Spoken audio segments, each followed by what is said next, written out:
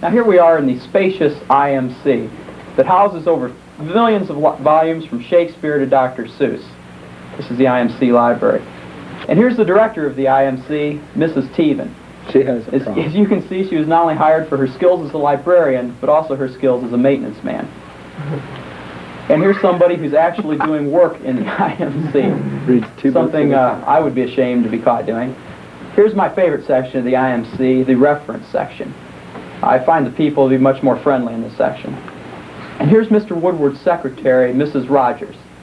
Right now I think she's working on a request for the state so they can get more state aid so Mr. Woodward, too, can buy a $7,000 coffee maker like the Pentagon.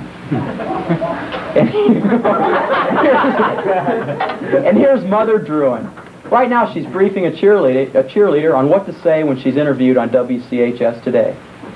And here we zoom in on the teacher's workshop, which is the home of Woody's Coffee Machine. There it is, live and in person, $7,000. And here now we zoom in on Mr. Woodward's office, often referred to as the armpit of the IMC.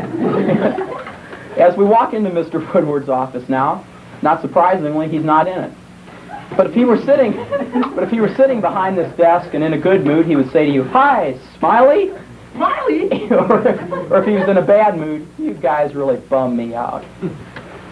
So here's the room where Mr. Woodward loses films, etc.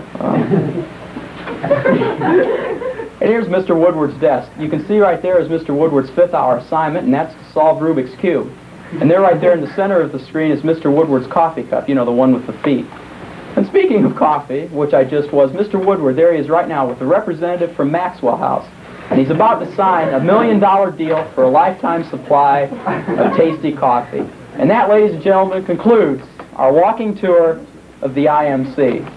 And gee...